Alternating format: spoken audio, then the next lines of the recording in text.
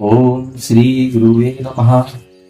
हम ओशो के बचपन के विषय में कुछ जानने का प्रयत्न कर रहे हैं और उन्हें हम सुन रहे हैं। उनके दांतों पे इलाज चल रहा है, साथ ही साथ वो अपने बचपन के विषय में भी हमें बता रहे हैं। चलिए प्रारंभ करते हैं। मैं एक घटना की चर्चा करता रहा हूँ जो मेरे जीवन और उसकी कार्य प्रणाली को समझने के लिए बहुत महत्वपूर्ण है और अभी भी वह मेरे लिए बिल्कुल सजीव है। वैसे मैं कह रहा था कि मैं अभी भी याद कर सकता हूँ, लेकिन याद शब्द ठीक नहीं है। मैं अभी भी उस सारी घटना को घटित होते देख सकता हूँ। निश्चित ही मैं एक छोटा सा बच्चा था, लेकिन उसका यह अर्थ नहीं है कि मैंने जो कहा उसे गंभीरता से ना लिया जाए। सच तो यह है कि आत्महत्या ही एकमात्र गंभीर बात है जिसकी मैंने चर्चा की है। पश्चिम के लोगों को किसी मुनि से, जो कि जैनियों के लिए पॉप के समान होता है, ऐसा प्रश्न पूछना शायद थोड़ा अशिष्ट लगेगा कि तुम आत्महत्या क्यों नहीं कर लेते। देखिए, अगर आपने मेरी पिछली वीडियो नहीं देखी है क्रमवाइज, तो शायद आपको समझने में दिक्कत हो सकती है। तो मैं आपसे प्रार्थना करूंगा कि आप पहले जो है पुरानी जो ओशो की वीडियो है उन्हें सुने, तभी आपको बात समझ में जाएगी। ऐसा प्रश्न पूछना शायद थोड़ा अशिष्ट लगेगा कि तुम आत्महत्या क्यों नहीं कर लेते, लेकिन मुझ पर दया करो। इससे पहले कि तुम किसी निष्कर्ष पर पहुंचो या मुझे सुनना बंद करो, मुझे अपनी बात समझा लेने दो। दुनिया में केवल जैन धर्म ही एकमात्र ऐसा धर्म है जो आत्महत्या का आदर करता है। अब यह हैरान होने की तुम्हारी बारी है। निश्चित ही वे इसे आत्महत्या नहीं कहते, वे इसको सुंदर धार्मिक नाम देते हैं, संधारा। मैं इसके खिलाफ हूं, खासकर जिस ढंग से यह किया जाता है। यह बहुत ही क्रूर और हिंसात्मक है। यह आश्चर्य की तो बात है कि जो धर्म अहिंसा में विश्वास करता है, वह धर्म संधारा आत्महत्या का उपदेश देता है। तुम इसको धार्मिक आत्महत्या कह सकते हो, लेकिन आत्महत्या तो आत्महत्या ही है। नाम से कोई फर्क नहीं पड़ता, आदमी तो मरता ही है। मैं इसके खिलाफ क्यों हूं? मैं किसी आदमी के आत्महत्या करने के अधिकार के विरोध में नहीं हूं। नहीं, यह तो मनुष्य का मौलिक अधिकार होना चाहिए। अगर मैं जीवित रहना नहीं चाहता तो किसी दूसरे को मुझे जीवित रखने का क्या हक है? अगर मैं स्वयं खो जाना चाहता हूं तो दूसरे से अधिक इसे जितना हो सके उतना सुखद और शांतिपूर्ण बना सकते हैं। नोट करके रखो, एक दिन मैं खो जाना चाहूंगा, मैं सदा जीवित नहीं रह सकता। अभी उस दिन किसी ने मुझे एक कार स्टिकर दिखाया, उस पर लिखा था, मुझे गर्व है कि मैं अमेरिकन हूं। मैंने उसे देखा और बाद में मुझे उस पर रोना आया। मैं अमेरिकन नहीं हूं और मुझे गर्व है कि मैं अमेरिकन नहीं हूं। मैं भारतीय भी नहीं हूं। फिर मैं कौन हूं? मुझे गर्व है कि मैं कोई भी नहीं हूं। मेरी सारी यात्रा यहीं पर मुझे ले आई है। ना कुछ होने पर, शून्य होने पर, बेघर होने पर। मैंने तो बुद्धत्व तक का भी त्याग कर दिया है, जो मुझसे पहले किसी ने नहीं किया। उस जर्मन मूर्ख के एल्यूमिनेशन के लिए मैं एल्यूमिनेशन का भी त्याग करता हूँ। मेरा कोई धर्म नहीं है, मेरा कोई देश नहीं है, मेरा कोई घर नहीं है। सारी दुनिया मेरी है। मैं पहला विश्व नागरिक हूँ। तुम्हें मालूम है कि मैं दीवाना हूँ। विश्व नागरिकता के लिए मैं पासपोर्ट देना आरंभ कर सकता हूँ। इसके बारे में मैं सोचता रहा हूँ। मैं ऑरेंज कार्ड के बारे में सोच रहा हूँ, जो मेरे द्वारा मेरे सन्यासियों को देशों, जातियों और धर्मों के खिलाफ वैश्विक भाईचारे के लिए पासपोर्ट की तरह दिया जा सकता है। मैं जैनियों के आत्महत्या के विचार के विरोध में नहीं हूँ, लेकिन वह विधि, उनकी विधि है कुछ न खाना, खाना छोड़ देना। बिल्कुल नहीं खाते।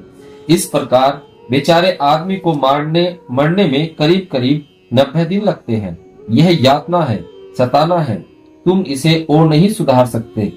इससे अधिक कष्ट सोचा भी नहीं जा सकता। एडोल्फ हिटलर को भी सताने का ऐसा बढ़िया तरीका नहीं सूझा। देवगीत की जानकारी के लिए हिटलर को लोगों के दांतों में ड्रिलिंग करने का तरीका सूझा, निश्चित ही बिना एनेस्थीसिया के। अभी भी दुनिया में ऐसे बहुत से यहूदी मौजूद हैं जिन्हें सिर्फ सताने के लिए उनके दांतों में ड्रिलिंग की गई थी, लेकिन जैन मुनियों और उनके आत्म पीड़क तरीकों के बारे में शायद हिटलर ने सुना भी नहीं होगा। वे सर्वश्रेष्ठ हैं, उनका कोई मुकाबला ही नहीं। वे अपने बालों को कभी नहीं काटते, वे इन्हें अपने हाथों से उखालते हैं।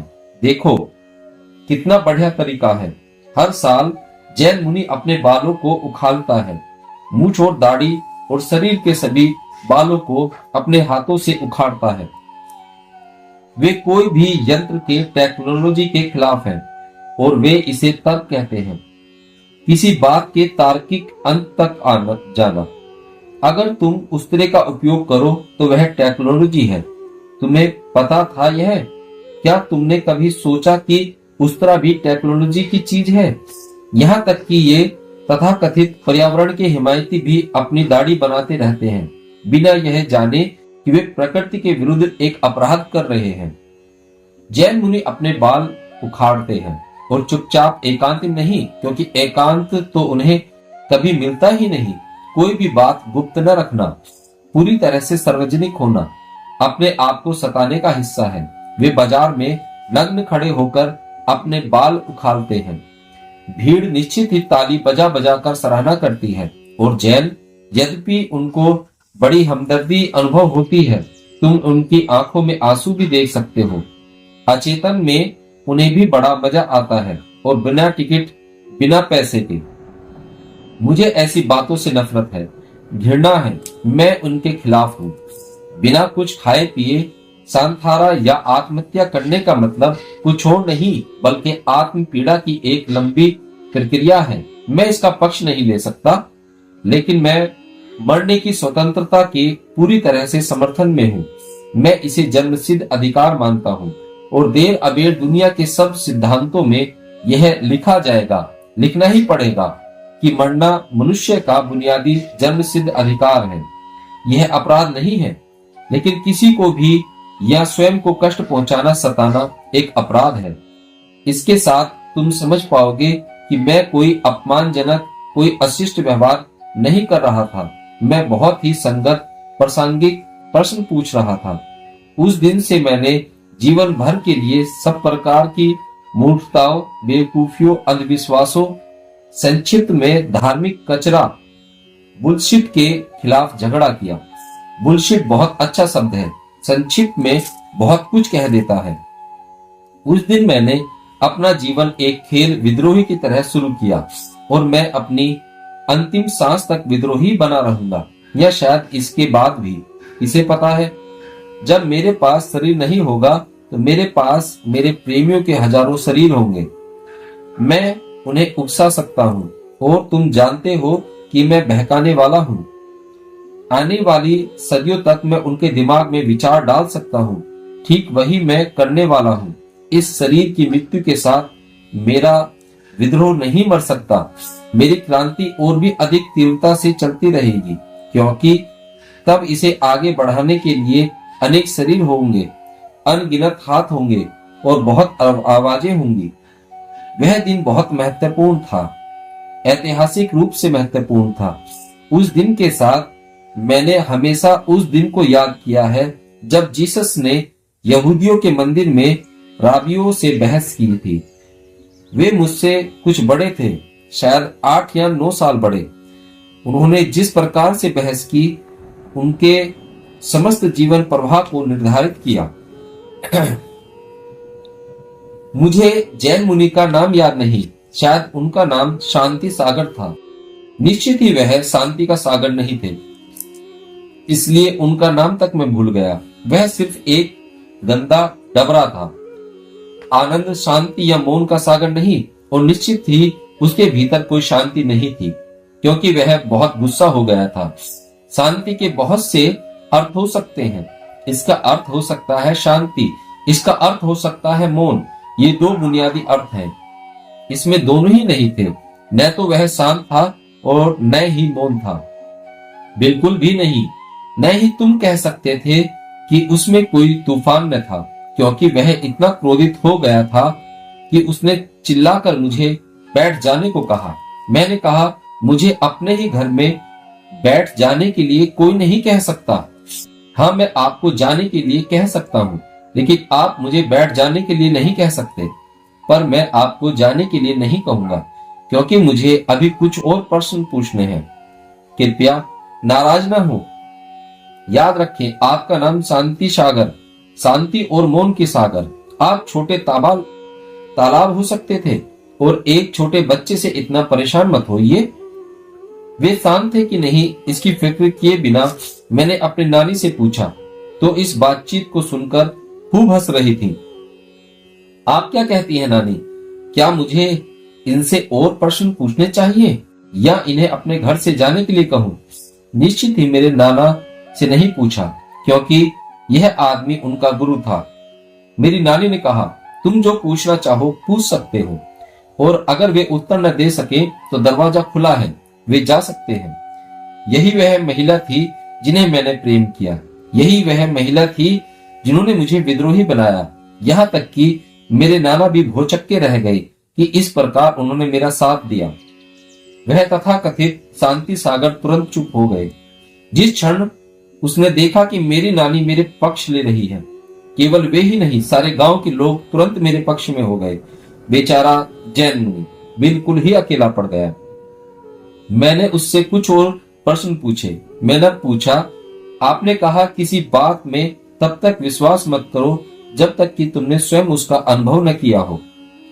मुझे इसमें सच दिखाई देता है, इसलिए यह प्रश्न। जैनी मानते हैं कि 7 नरक हैं। 7वें नरक तक वापस आने की संभावना है, लेकिन 7वां शाश्वत है। शायद 7वां ईसाइयों का नरक है, क्योंकि वह भी एक बार तुम उसमें गए तो फिर हमेशा के लिए गए। मैंने कहा, आपने 7 नरकों की बात की, इसलिए प्रश्न उठता है कि क्या आपने 7वें नरक की यात्रा की है? क्या आप 7वें नरक में गए हैं? अगर आप वहां गए होते तो यहां नहीं हो सकते थे। अगर आप वहां नहीं गए तो आप किस अधिकार से कहते हैं कि 7वां नरक है? आपको कहना चाहिए कि सिर्फ 6 नरक हैं, 7 नहीं। अब कृपया सही कहें कि सिर्फ 6 नरक हैं। या अगर आप 7 पर जोर देना चाहते हैं तो यह सिद्ध करें कि कम से कम एक आदमी शांति सागर 7वें नरक से वापस आ गया है। उसकी तो बोलती बंद हो गई। वह अवाक रह गया। वह विश्वास ही न कर सका कि एक बच्चा ऐसे प्रश्न पूछ सकता था। आज मुझे भी विश्वास है बच्चा ऐसे प्रश्न पूछ सकता था। आज मुझे भी विश्वास नहीं हो सकता। मैं कैसे इस प्रकार का प्रश्न पूछ सका? उसका एक ही उत्तर मैं दे सकता हूं कि मैं अशिक्षित था, बिल्कुल ही अज्ञानी था। ज्ञान, जानकारी तुम्हें बहुत चालाक बना देती है। मैं चालाक नहीं था। मैंने वही प्रश्न पूछा जो कोई भी बच्चा पूछ सकता था, अगर वह शिक्षित न होता तो। शिक्षा मासूम बच्चों के प्रति किया गया सबसे बड़ा अपराध है। शायद बच्चों की स्वतंत्रता इस संसार की अंतिम स्वतंत्रता होगी। मैं बिल्कुल ही अज्ञानी, अनजान और सरल था। मैं पढ़ लिख नहीं सकता था, उंगलियों से ज्यादा गिन भी नहीं सकता था। यहाँ तक कि आज भी जब मुझे कुछ गिनना होता है तो मैं अपनी उंगलियों से शुरू करता हूँ, और अगर मुझसे एक उंगली छूट जाए तो मैं गड़बड़ा जाता हूँ। वह उत्तर नहीं दे सका। मेरी नानी खड़ी हुई और कहा, आपको उत्तर देना ही होगा। ऐसा मत सोचो कि केवल एक बच्चा पूछ रहा है। मैं भी पूछ रही हूँ और मैं आपकी मेजबान हूँ। अब फिर से मुझे एक अन्य जैन परंपरा के बारे में तुम्हें बताना होगा। जब जैन मुनि भोजन लेने के लिए किसी घर में आता है तो भोजन करने के बाद वह आशीर्वाद के रूप में परिवार को उपदेश देता है। उपदेश गृहिणी को संबोधित होता है। मेरी नानी ने कहा कि आज मेरे यहाँ आपने भोजन किया है। इस घर की गृहिणी होने के कारण मैं आपसे यही प्रश्न पूछ रही हूँ, क्या आप 7वें नरक में गए हैं? अगर नहीं गए तो सच कह दें कि नहीं गए, लेकिन तब आप यह नहीं कह सकते कि 7 नरक हैं। बेचारा मुनि मेरी नानी जैसी सुंदर स्त्री का सामना न कर सका। वह इतना घबरा गया कि वह उठकर घर से बाहर जाने लगा। मेरी नानी ने चिल्लाकर कहा, रुको, जाओ मत। मेरे बच्चे के प्रश्न का उत्तर कौन देगा? वह और भी कुछ प्रश्न पूछना चाहता है। आप किस तरह के आदमी हैं? बच्चे के प्रश्नों से भाग रहे हैं। मुनि रुक गया। मैंने उससे कहा, मैं दूसरा प्रश्न नहीं पूछता, क्योंकि मुनि का उत्तर नहीं दे सकते। उन्होंने मेरे पहले प्रश्न का उत्तर भी नहीं दिया। अब मैं तीसरा प्रश्न पूछता हूँ, शायद ये उसका उत्तर दे सके। उसने मेरी ओर देखा। मैंने कहा, अगर आपको मेरी ओर देखना है तो मेरी आंखों में देखिए। चारों ओर सन्नाटा छा गया, ठीक जैसा वहां पर है। किसी ने कुछ नहीं कहा। मुनि ने अपनी आंखें झुका ली और तब फिर मैंने कहा कि मुझे कुछ नहीं पूछना।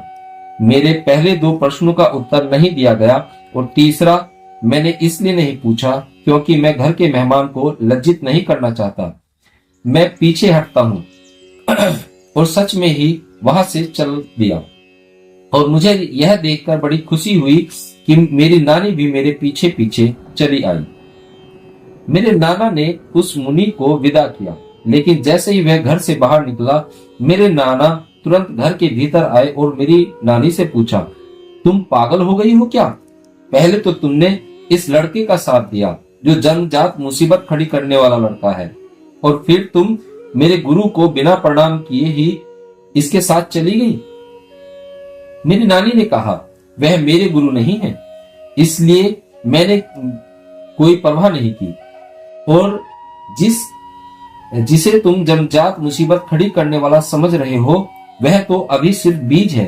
कोई नहीं जानता कि आगे चलकर वह क्या बनेगा। अब मुझे मालूम है कि उस बीज के ने कौन सा रूप धारण किया। जब तक कोई पैदाइशी उपद्रवी ना हो, तब तक वह बुद्ध पुरुष नहीं बन सकता। और मैं सिर्फ गौतम बुद्ध जैसे पारंपरिक बुद्ध ही नहीं हूं, वे तो बहुत पारंपरिक हैं। मैं जोरवादी बुद्धा हूं। मैं पूर्व और पश्चिम का मिलन हूं। सच तो यह है कि मैं पूर्व और पश्चिम में, ऊंचे और नीचे में, पुरुष और स्त्री में, अच्छे और बुरे में, परमात्मा और शैतान में बढ़ता ही नहीं हूं। नहीं, 1000 बार नहीं। मैं कभी किसी चीज को खंड खंड नहीं करता।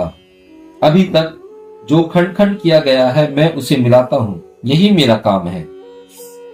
मेरे पूरे जीवन में क्या हुआ, इसे समझने के लिए वह दिन बहुत महत्वपूर्ण है, क्योंकि जब तक तुम बीज को न समझोगे, तुम वृक्ष और फूलों और शायद शाखाओं को झांकते हुए चांद से चूक जाओगे। उसी दिन से मैं हमेशा हर प्रकार की यातना के खिलाफ रहा हूं। मैं हर तरह की तपश्चर्या के खिलाफ रहा हूं। निश्चित ही ये शब्द मैंने काफी बाद में जाने, पर शब्दों से क्या फर्क पड़ता है। मुझे तब भी कुछ बदबू आ रही थी। तुम जानते हो कि मुझे सब तरह की यातनाओं से एलर्जी है। मैं चाहता हूं कि हर मनुष्य पूरी तरह से जिए, जीवन का पूरी तरह भोग करे। न्यूनतम पर जीना मेरा ढंग नहीं है। मैं तो चाहता हूं कि हर व्यक्ति जीने के अंतिम बिंदु को छू ले, और अगर वह अंतिम बिंदु के पार जा सके तो वह और भी अच्छा है। आगे बढ़ो, इंतजार मत करो, इंतजार में समय बर्बाद मत करो। इसलिए तो मैं आंसू से बार बार कहता हूँ, आगे बढ़ो, आगे बढ़ो, और देवगीत को पागल कर दो। अब मैं तो आंसू को पागल नहीं कर सकता, स्त्री को पागल नहीं किया जा सकता, वह संभव नहीं है। वह पुरुषों को पागल करती है, वह उसकी क्षमता है और वह कुशल है।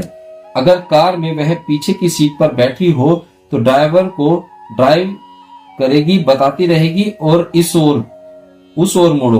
तुम तो जानते ही हो, पिछली सीट पर बैठे ड्राइवरों को वे सबसे ज्यादा खतरनाक होते हैं, और जब ड्राइवर को ड्राइव करने वाला कोई न हो तो वह मुक्ति की श्वास लेता है। स्त्रियों को पागल नहीं किया जा सकता, यहाँ तक कि मैं भी स्त्री को पागल नहीं कर सकता। तो यह है मुश्किल। यद्यपि मैं आगे बढ़ने के लिए कहता रहा हूं, लेकिन वह सुनती ही नहीं है। महिलाएं बहरी पैदा होती हैं। वे जो करना चाहती हैं वही करती रहती हैं। लेकिन देव गीत सुनता है, मैं उससे कुछ नहीं कह रहा हूं, फिर भी वह सुनता है और सनक जाता है। यह कायर का ढंग है। इसे मैं न्यूनतम का रास्ता कहता हूं। न्यूनतम तो कायर का तरीका है। अगर मेरा बस चले तो उनकी अधिकतम सीमा को न्यूनतम सीमा बना दूं। इससे कम गति पर चलने वाले को दंड दिया जाएगा। हम तारों पर पहुंचने की कोशिश कर रहे हैं और ये बैलगाड़ी पर सरक रहे हैं। हम कोशिश कर रहे हैं और फिजिक्स का भी यही लक्ष्य है कि अंततः हमारी गति प्रकाश की गति के बराबर हो जाए। अगर उस गति को हमने प्राप्त न किया तो हम नष्ट हो जाएंगे। रहस्यदर्शी को यह उपलब्ध हो जाती है और अचानक उसके अंतर मन में प्रकाश ही प्रकाश भर जाता है। यही है जागरण। मैं तो अधिकतम के पक्ष में ही हूँ। जीवन को हर संभव तरीके से पूरी तरह जियो, भरपूर जियो, जीने की अंतिम सीमा को छू लो।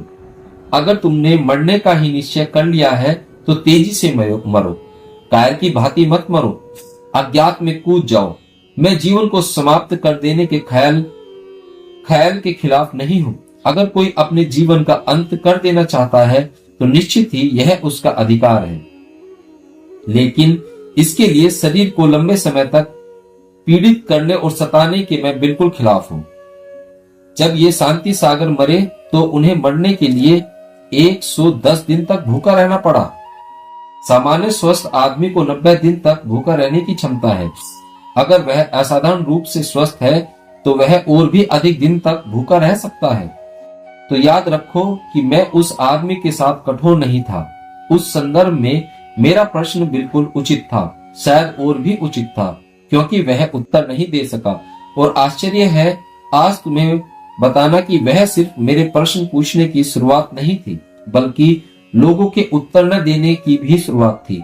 पिछले 45 वर्षों में किसी ने भी मेरे प्रश्नों का उत्तर नहीं दिया।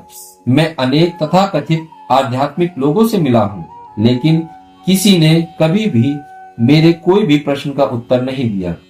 एक प्रकार से उस दिन ने मेरे समस्त जीवन की दिशा को निश्चित कर दिया।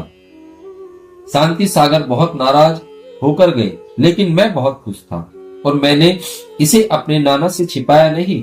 मैंने उनसे कहा, नाना, वे भले ही नाराज हो गए हों, लेकिन मुझे तो बिल्कुल सही लग रहा है। आपका गुरु साधारण योग्यता का आदमी था। आपको उससे अधिक अच्छे गुरु की खोज करनी चाहिए। यहाँ तक कि वे भी हंस पड़े और उन्होंने कहा, शायद तुम ठीक हो, लेकिन अब इस उम्र में मेरा गुरु बदलना बहुत व्यवहारिक नहीं होगा।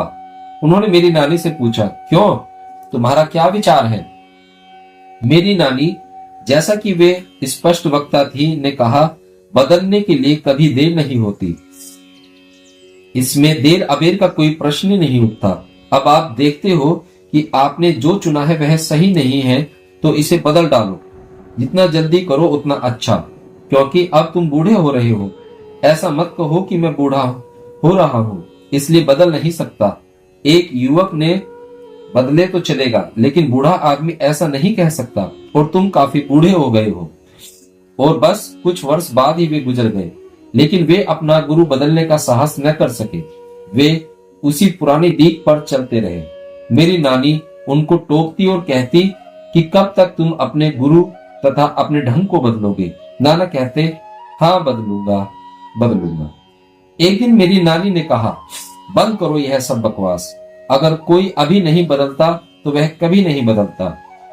मत कहो बदलूंगा। या तो बदलो या मत बदलो, पर साफ रखो। वे एक अद्भुत प्रभावशाली शक्ति बन सकती थी। वे सिर्फ एक गृहिणी बनने के लिए नहीं बनी थी। वे इस छोटे से गांव में सीमित रहने के लिए नहीं बनी थी। उनके बारे में पूरा विश्व को जानना चाहिए था। शायद मैं उनका माध्यम हूँ। शायद उन्होंने स्वयं को मुझ में उड़ेल दिया है। उनका मुझसे इतना गहरा प्रेम था कि मैंने अपनी असली माँ को कभी अपनी असली माँ नहीं समझा। मैं हमेशा अपनी नानी को ही अपनी असली माँ समझता रहा। जब भी कोई गलती करता और मुझे इसका पछतावा होता तो मैं सिर्फ अपनी नानी को ही बता सकता था और किसी को नहीं। उन पर मुझे पूरा भरोसा था। मैं अपनी हर बात उनको बता सकता था, क्योंकि मुझे मालूम था कि वे मुझे अच्छी तरह से समझने योग्य थी। मैंने वह सब किया जो कोई व्यक्ति कर सकता था और रात को सब कुछ उन्हें बता देता। यह उस समय की बात है जब यूनिवर्सिटी जाने से पहले मैं उनके पास रहता था। मैं अपनी माँ के घर कभी नहीं सोया, यद्यपि मेरी नानी नाना की मृत्यु के बाद उसी गांव में आ गई थी जहां हमारा सारा परिवार रहता था। लेकिन रात को मैं नानी के घर पर ही सोता था, क्योंकि मुझे उनको अपने दिन भर की शैतानियों और शरारतों के बारे में बताना होता था। वे हंसती और कहती, वाह वाह क्या खूब, हाँ वह आदमी इसी लायक था। क्या वह सचमुच कुएं में गिर गया जैसा तुमने अभी कहा? मैं कहता, हाँ लेकिन वह मरा नहीं। वे कहती, वह ठीक है, लेकिन तुमने उसको कुएं में धकेल दिया ना। हमारे पड़ोस में ही एक कुआं था, उसके चारों ओर कोई दीवार नहीं थी। रात को उसमें कोई भी गिर सकता था। मैं लोगों को उस कुएं की ओर ले जाता था और जो आदमी उसमें गिर गया वह और नहीं वहां का हलवाई था। मेरी माँ, मेरी नानी, मैं हमेशा भूल जाता हूँ क्योंकि मैं उनको माँ ही समझता हूँ। उन्हें नानी कहना अच्छा रहेगा ताकि कोई गलतफहमी न हो। मैं अपनी नानी से कहा, आज मैंने उस हलवाई को कुएं में गिरा दिया। वे इतनी हंसी कि उनकी आंखों में आंसू आ गए। मैं अब भी उनकी हंसी को सुन सकता हूँ। उन्होंने कहा, यह तो अच्छा हुआ, लेकिन वह जिंदा है कि नहीं? मैंने कहा, वह बिल्कुल ठीक है। वे बोली, तब कोई दिक्कत की बात नहीं, चिंता मत करो। उस आदमी के साथ ऐसा ही होना चाहिए। वह मिठाइयों में न जाने क्या क्या मिला देता है। किसी को तो इसके बारे में कुछ करना ही था। बाद में नानी ने हलवाई से कहा, याद रखना, जब तक तुम अपना ढंग नहीं बदलोगे तब तक तुम बार बार कुएं में गिरते रहोगे। लेकिन उन्होंने मुझसे उसके बारे में कभी कुछ न कहा। मैंने उनसे पूछा, क्या इसके बारे में आप कुछ नहीं कहना चाहती? उन्होंने कहा, नहीं, क्योंकि मैंने तुम्हें तुम्हारे बचपन से देखा है। अगर तुम कुछ गलत भी करते हो तो इतने सही ढंग से और इतने सही वक्त पर कि गलत भी सही हो जाता है। नानी ने ही मुझे पहली बार यह बताया कि सही भी गलत आदमी के हाथ में गलत हो जाता है और गलत भी सही आदमी के हाथ में सही हो जाता है। इसलिए तुम उसकी चिंता मत करो कि तुम क्या कर रहे हो। केवल एक ही बात याद रखो कि तुम क्या कर रहे हो। करना और होना ही यही एकमात्र प्रश्न है। सभी धर्म करने पर जोर देते हैं, लेकिन मैं तो होने का महत्व देता हूँ। अगर तुम्हारा होना, तुम्हारी बोइंग सही है, और सही से मेरा तात्पर्य है कि वह आनंदित, मौन, शांत और प्रेमपूर्ण है, तो फिर तुम जो भी करोगे वह सही होगा। तब फिर तुम्हारे लिए कोई और आदेश नहीं है। केवल एक यही है कि तुम्हारा मात्र होना इतनी समग्रता से हो कि उसमें कोई छाया भी न जा सके। तब तक कुछ भी गलत नहीं कर सकते। सारी दुनिया भले ही कह रही हो कि गलत है, इससे कोई फर्क नहीं पड़ता। केवल तुम्हारी अपनी बीइंग, अपनी आत्मा ही महत्वपूर्ण है। मुझे इसकी चिंता नहीं कि क्राइस्ट को सूली लगी, क्योंकि मुझे मालूम है कि सूली पर भी वह अपने भीतर पूर्ण विश्राम में थे। वे इतने विश्राम में थे कि वे प्रार्थना कर सके। हे पिता, परमात्मा के लिए वे पिता शब्द का प्रयोग करते थे। सच तो यह है कि उन्होंने पिता भी नहीं कहा, अब्बा, जो कि और भी सुंदर शब्द है। उन्होंने कहा, अब्बा, इन लोगों को क्षमा कर देना, क्योंकि ये नहीं जानते कि ये क्या कर रहे हैं। फिर करने पर सारा जोर दिया जा रहा है, ये क्या कर रहे हैं। अफसोस है कि वे सूली पर लटके हुए उस आदमी के होने को न देख सके। केवल यह होना ही महत्वपूर्ण है। मैं नहीं जानता कि उस दिन, उस समय जैन मुनि से इस प्रकार के अजीब और परेशान करने वाले प्रश्न पूछकर मैंने कोई गलत काम किया। शायद मैंने उसकी सहायता ही की। शायद एक दिन उसकी समझ में आ जाएगा। अगर उसमें साहस होता तो वह उसी समय समझ गया होता, लेकिन वह कायर था। वह भाग खड़ा हुआ और तब से मेरा यही अनुभव रहा है कि ये सब तथाकथित महात्मा संत कायर हैं।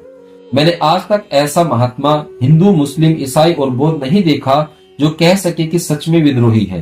तब तक कोई विद्रोही न हो, तब तो कोई धार्मिक नहीं हो सकता। विद्रोह धर्म की बुनियाद है।